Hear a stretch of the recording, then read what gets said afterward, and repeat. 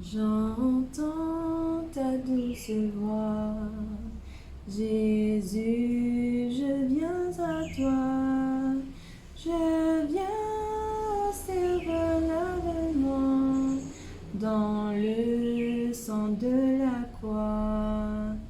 Jésus, roi des rois, qui mourut pour moi, je veux mourir avec toi sur la croix. J'entends ta douce voix qui me dit crois en moi.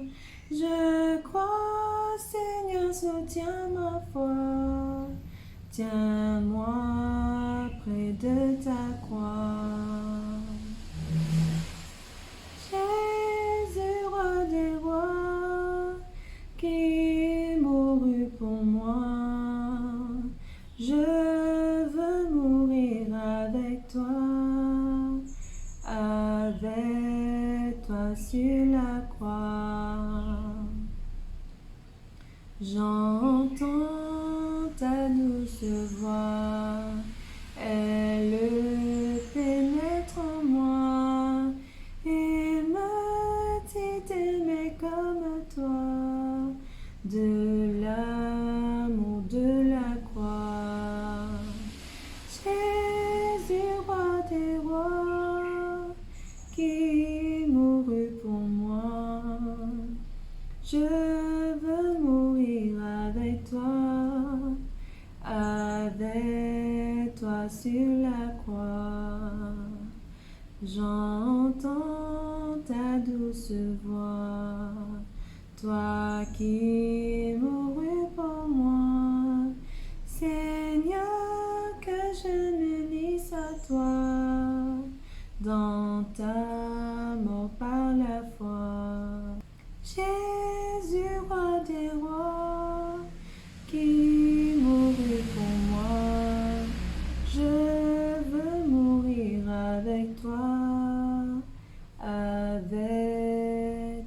sur la croix. Nous n'avons pas à nous soucier de quoi que ce soit. Nous n'avons pas à nous soucier de notre travail. Nous n'avons pas à nous soucier de notre vie personnelle. Nous n'avons pas à nous soucier des conflits de l'Église. Nous avons simplement à tout remettre à Dieu et c'est lui qui prendra soin de nous. Dans le livre des Psaumes, chapitre 62, verset 2, il est dit « Oui, c'est lui qui est mon rocher et mon salut, ma haute retraite, je ne chancellerai guère. » Le mot « salut » dans ce texte veut dire libération d'une situation difficile. Dieu veut prendre soin de tout ce qui te soucie. Dieu veut prendre soin de ta situation aujourd'hui. Et peu importe quels sont tes besoins, que ce soit en termes émotionnels, physiques et spirituels, fais confiance à Dieu. Attends-toi à lui. Que veut dire s'attendre à lui avec confiance? Cela veut dire que je prie, j'étudie la parole de Dieu, je reste en communion avec lui, je lui remets la situation et c'est lui qui va trouver des solutions. Je peux dire que c'est quelque chose qui, parfois, peut être superficiel. Dans quel sens? Je peux être en train de prier pour la volonté de Dieu dans ma vie. Je dis à Dieu, je te remets la situation, mais on ne le laisse pas faire. On a toujours dans nos têtes un plan B, si jamais Dieu ne prend pas soin des choses. Ou sinon, nous prions, mais nous avons déjà décidé dans nos têtes de ce que nous allions faire, de ce que nous allions choisir. Et quand on fait cela, on est en train de s'embêter. Et on ne va pas faire, on ne va pas jouir des bienfaits, nous n'allons pas jouir des bénédictions, nous n'allons pas jouir de la paix que Dieu veut nous donner. Pourquoi? Parce qu'on n'a pas lâché le contrôle. On n'a pas donné à Dieu le contrôle parce qu'on ne croit pas en lui. On ne croit pas que ce qu'il va faire, c'est pour notre bien. On pense que ce que nous voulons, c'est ça qui est meilleur. On a peur. Et si Dieu ne fait pas les choses comme je veux, ou si Dieu fait les choses mais qu'il tord trop, Ou très souvent, c'est comme ça, dans la situation où on vit, les choses dégénèrent. On prie et on voudrait que les choses soient d'une façon et ça empire et rien ne va. C'est la tempête continuelle, c'est une situation impossible. Et on perd confiance en Dieu. Et c'est là qu'on va essayer de prendre les choses en main. Ça nous rappelle l'histoire d'Abraham. Abraham a prié pour avoir un fils. Dieu lui a dit, tu auras un fils. Et de ce fils, je ferai une grande nation. Il a attendu, mais le temps passé, il devenait vieux et il n'y avait aucun signe que Dieu allait répondre. Et qu'est-ce qu'il a fait? Il a pris une autre femme que sa femme et il a mis cette femme enceinte, une Égyptienne. Et de cette union va naître le désordre, les conflits, les problèmes. Il aura Ismaël avec Agar, cette femme qu'il va prendre. Et ce sera regrettable parce que ce n'était pas le meilleur que Dieu avait pour Abraham. Ce n'était pas le fils promis. Et par la suite, il va devoir être heartbroken. Il va devoir souffrir parce qu'il va devoir laisser cet enfant partir avec sa mère. Quelquefois, nous n'attendons pas Dieu, nous ne les laissons pas agir et nous souffrons les conséquences. Il aura finalement le fils de la promesse, mais il va connaître des malheurs qui n'étaient pas nécessaires parce que lui-même, il a fait des mauvais choix dans sa vie. C'est-à-dire que nous devons nous attendre avec confiance à Dieu. Nous ne devons pas manipuler les faits, nous ne devons pas prier et puis répondre à nos propres prières selon notre volonté, mais en disant hypocritement, je prie. Je laisse à Dieu là, diriger toutes les choses. Ça a été ma situation aussi. Donc, il y avait des situations dans ma vie où j'ai prié, Dieu, que ta volonté soit faite. Je lisais des textes bibliques par rapport à la situation que je faisais face, mais je n'avais pas de paix. Je disais, Dieu, que ta volonté soit faite, prends le contrôle de tout, je m'attends à toi. Mais j'étais constamment anxieuse, je ne dormais pas, j'étais déprimée, je m'appuyais sur les circonstances. Donc, ce qui faisait que quand je ne voyais pas les choses aboutir à la façon que je voulais, j'étais triste et j'étais angoissée. Ensuite, j'ai réalisé que vraiment, pourquoi je ne connaissais pas la paix, c'est parce que je ne m'étais pas abandonnée à Dieu. Je ne dépendais pas de Dieu. En fait, je priais, mais dans ma tête, ça devait être ce que je voulais. Mais Dieu sait ce qui est bon pour nous. Il ne va pas nous donner ce qu'on veut, mais il va donner ce qui est meilleur pour nous. Même si parfois, il ne nous donne pas ce qu'on veut. La Bible nous dit, fais de l'Éternel tes délices et il te donnera ce que ton cœur désire. Est-ce que quand nous prions, ça veut dire que Dieu va nous donner tout ce que notre cœur désire? Non, pas du tout, du tout, du tout. Quand on fait de l'Éternel notre délice, qu'est-ce qui se passe? C'est que on prie tout le temps. On est tout le temps en sa présence. On contemple son caractère. On lit la parole de Dieu, on voit les merveilles qu'il fait. Ce qui fait que notre volonté s'aligne avec sa volonté. Étant donné que plus on passe de temps avec lui, plus on lui ressemble. Parce que très souvent, il y a une citation qui dit « Dis-moi qui tu hantes ». En d'autres mots, dis-moi qui tu fréquentes et je te dirai qui tu es. Plus nous sommes avec une personne, plus nous serons comme la personne. Ce qui fait que il y a un verset en anglais qui dit « Iron sharpens iron ». Ce qui veut dire que plus nous allons passer du temps avec la personne, plus nous allons être comme cette personne. Plus nous allons voir comme cette personne, plus nous allons être en accord avec elle. Et c'est pareil avec Dieu. Si nous faisons de l'Éternel nos délices, on sera de plus en plus comme lui. Et ce qu'on voudra, c'est ce qu'il veut. S'abandonner à Dieu, c'est ne pas avoir de plan du tout. Pas de plan. Si jamais on doit acheter une maison, On ne dit pas, je veux cette maison-là. Seigneur, que ta volonté soit faite, mais c'est cette maison-là que je veux. Sinon, on prie, Dieu, pour ma relation, je te prie que ta volonté soit faite, mais que ce soit lui. C'est lui que je veux. Notre travail, Seigneur, que ta volonté soit faite, mais je veux ce travail-là. Et on prie, mais seulement dans notre cœur, on est angoissé parce qu'on veut ça. Mais Dieu sait ce dont on a besoin. Dieu sait ce qui est bon pour nous. Parfois, on veut des choses, mais qui ne sont pas forcément bonnes pour nous. Très souvent, nous voulons des choses qui vont conduire à des problèmes dans nos vies que Dieu ne veut pas. Tout comme Abraham, il voulait un fils, il a eu un fils à sa façon avec la femme qu'il voulait. Finalement, ce ne sera pas le bonheur qu'il attendait. Au contraire, ce sera des malheurs incessants à cause de Hagar, à cause de ce fils qu'il aura avec elle. C'est pour cette raison que nous devons faire confiance à Dieu. C'est lui qui prend soin de tout. Faisons de l'Éternel nos délices. Et il nous donnera ce que son cœur désire. Et ce que son cœur désire, c'est cela même que nous allons désirer aussi. C'est comme la situation des parents avec leurs enfants. Je me souviens que quand moi j'étais petite, il y avait une chose que je rêvais. Je me disais, j'ai hâte de devenir grande, de travailler, et avec tout mon salaire, j'achèterai à manger et des gâteaux tous les mois. Je vais acheter des Pringles, je vais acheter toutes sortes de choses. Aujourd'hui, je me dis, mais merci Seigneur que à cette époque-là, je n'avais pas la capacité de faire ça. Quelquefois, en tant qu'enfant, nous avons des désirs qui ne sont pas forcément bons pour nous. Et très souvent, quand nous demandons à nos parents des choses, parce que nous dépendons de nos parents, nous demandons, mais nos parents ne nous donnent pas tout ce qu'on veut. Et quelquefois, quand on demande à notre papa ou à notre maman quelque chose et qu'il dit non, ou qu'elle dit non, on est vraiment très triste. Mais nos parents savent ce qui est bon et ce qui n'est pas bon pour nous. C'est la même chose avec Dieu.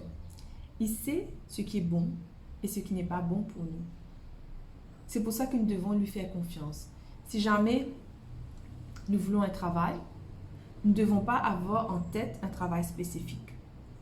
Nous disons à Dieu, Dieu, j'ai besoin d'avoir un travail. Tu connais quel est le meilleur travail pour moi? Donne-moi ce travail-là.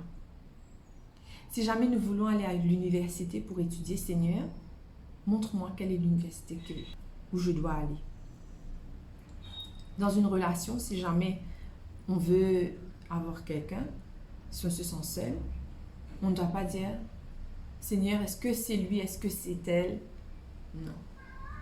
Seigneur, voilà, tu as dit dans ta parole, il n'est pas bon que l'homme soit seul.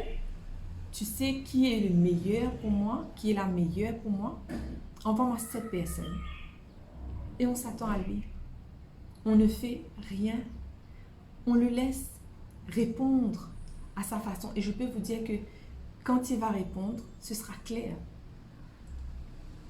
Dans sa providence, il va agir pour nous montrer clairement quelle est sa volonté. Psaume 34, verset 9 à 10 nous dit « Craignez l'Éternel, vous ses saints, car rien ne manque à ceux qui le craignent. Les lionceaux éprouvent la disette et la faim, mais ceux qui cherchent l'Éternel ne sont privés d'aucun bien. » Dieu nous dit que rien ne nous manque quand on fait de l'Éternel notre priorité, qu'on prie pour obtenir ce que lui désire. Ceux qui craignent l'Éternel, ceux qui cherchent l'Éternel, ne sont privés d'aucun bien. Ça veut dire qu'on peut prier pour quelque chose qui est mauvais pour nous. Dieu ne va pas nous donner cela. Parce qu'il a dit, ses enfants ne sont privés d'aucun bien. Il veut nous donner ce qui est bien. Il veut nous donner ce qu'il y a de meilleur. Dans Philippiens 4, verset 19, il est dit, « Et mon Père pourvoira à tous vos besoins selon sa richesse avec gloire en Jésus-Christ. » L'Éternel connaît vos besoins. Je vous ai dit cela dans Matthieu 6. L'Éternel sait ce dont vous avez besoin. Et il va nous donner ce qu'il nous faut. Jean 1, verset 2 nous dit, « Bien-aimé, je souhaite que tu prospères à tous égards et sois en bonne santé comme prospère l'état de ton âme. » Quand nous prions et que nous voulons être prospères, nous prions pour nos besoins. C'est vrai que la parole de Dieu nous dit qu'il va ouvrir les écluses des cieux pour nous. Cela ne veut pas dire qu'il va nous donner toutes les richesses au monde. Cela ne va pas dire que nous allons être riches, que nous allons avoir un rang extraordinaire, que nous allons avoir des promotions ou quoi. C'est pas dans ce sens-là que Dieu dit qu'il va ouvrir les écluses des cieux pour nous. Nous ne devons pas désirer devenir riches, quoique il n'y a aucun problème, aucun souci à être riche. Il n'y a aucun souci à être éduqué. Il n'y a aucun souci à vouloir être promu. Mais cela ne doit pas être notre objectif, au point que rien ne compte à part ça. Une citation dit « L'argent est un bon serviteur, mais pas un bon maître. » Dieu nous bénit, Dieu nous donne des richesses, Dieu peut nous donner des promotions. Dans la Bible, nous avons plein d'exemples de cela. Mais ça ne doit pas être notre priorité. Notre priorité, c'est de faire de l'Éternel notre délice. C'est de mettre Dieu en premier dans nos vies, de chercher d'abord le royaume des cieux. Dieu veut te bénir. Dieu veut répondre à tes besoins, selon sa volonté, car il sait ce qui est bon pour toi. Il sait ce dont tu as besoin et ce qui est meilleur. Renonce à ta liste préétablie. Renonce à tes projets que tu penses être les meilleurs pour toi. Dieu connaît l'avenir et il sait ce qui t'attend devant, même si cette voie paraît juste. Dieu sait que peut-être la finalité, ce sera la mort ou la destruction ou le malheur. C'est pour cette raison que tu dois te confier en l'Éternel. Fais-lui confiance. Il prend soin des grandes choses et il va prendre aussi soin des petites choses dans ta vie. Tout ce que tu peux faire face, c'est rien comparé à tout ce qu'il fait chaque jour. Et il est disposé à le faire si tu lui fais confiance. Attends-toi à Dieu. Prie et confiance. Oublie tout. Tu prends la situation, tu lui remets entre ses mains et tu oublies. C'est là que tu auras la joie. C'est là que tu auras la paix. C'est là que tu verras que Dieu va te répondre au-delà de ce que tu imagines. Il te donnera le meilleur que tu ne peux même pas t'attendre. Est-ce que tout le monde peut connaître ce privilège? Est-ce que tout le monde peut avoir cette relation avec Dieu, lui faire confiance? Est-ce que je ne dois pas être parfait pour cela, mais j'ai des péchés dans ma vie? La Bible nous dit tous ont péché, sont privés de la gloire de Dieu. Il n'y a personne qui est digne devant Dieu. Tel que tu es, si tu vas vers Dieu, il prend soin de toi. Dieu veut répondre à tes besoins sur cette terre, physique, émotionnel, spirituel, mental, tous les aspects de ta vie, professionnel, familial, médical. Il peut prendre soin de tout. Mais cela ne s'arrête pas ici. Il veut aussi prendre soin de ton salut. Il veut que tu aies la vie éternelle, que tu sois béni ici-bas et que tu sois béni éternellement. Chaque jour, Dieu te donne la chance de le faire. Aujourd'hui, prends la décision de marcher avec lui complètement.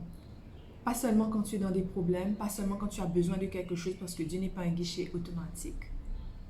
Il veut te bénir, oui, il va le faire, mais tu vas être plus gagnant si tu as une relation constante avec lui. Prions. Père éternel, nous voulons te remercier pour ta grâce, ta bénédiction que tu nous donnes, tes promesses magnifiques dans ta parole où tu nous montres que nous pouvons te faire confiance. Seigneur, nous voulons te demander ton Saint-Esprit, baptise-nous d'esprit, que tu mettes en nous un réveil spirituel.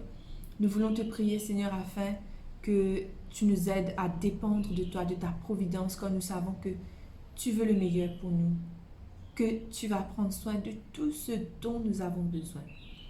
Nous te prions alors que nous avons une liste de personnes pour qui nous prions chaque jour, que Seigneur, tu puisses toucher le cœur de ces personnes, afin que ces personnes puissent te connaître. Seigneur, je te prie pour la personne qui écoute aujourd'hui. Tu connais la raison pour laquelle il se sent mal ou elle se sent mal, l'anxiété dans sa vie, l'insomnie, la dépression, le sentiment qu'elle ne vaut pas grand-chose, qu'elle ne mérite rien. Mais Seigneur, toi, tu es son Dieu et tu veux accomplir des miracles dans sa vie. Tu veux prendre soin de cette personne qui regarde aujourd'hui. Permets, Seigneur, que tu puisses la bénir ici-bas, mais aussi que tu puisses la sauver, sauver son cœur, sauver son âme, afin que cette personne puisse vivre les bienfaits, les bénédictions avec toi éternellement. Que ton Saint-Esprit agisse dans son cœur. Te prions dans le nom de Jésus. Amen.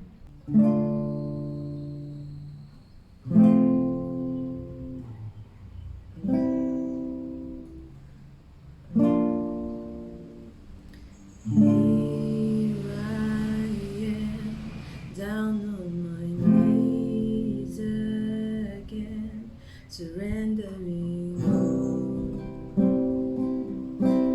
surrendering all. Find me, Lord, as you draw me near, desperate for you, desperate for you. I surrender.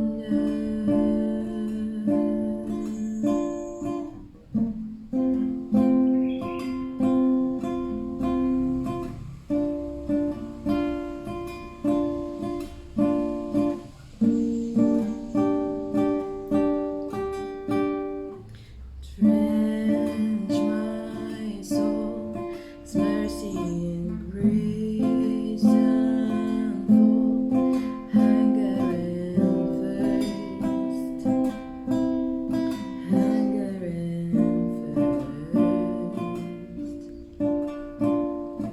Arms stretched wide, I know you hear my cry. Speak to me now, speak to me now. I surrender, I surrender. I wanna know you more, I wanna know you more. Like a rushing wind, Jesus, breathe within. Lord, have your way, Lord, have your way in me. Like a mighty storm, still within my soul. Lord, have your way, Lord, have your way in me. Like a rushing wind, Jesus, breathe within. Lord, have your way, Lord, have your way in me. Like a mighty storm, still within my soul. Lord, have your way, Lord, have your way in me. I surrender, I surrender. I want to know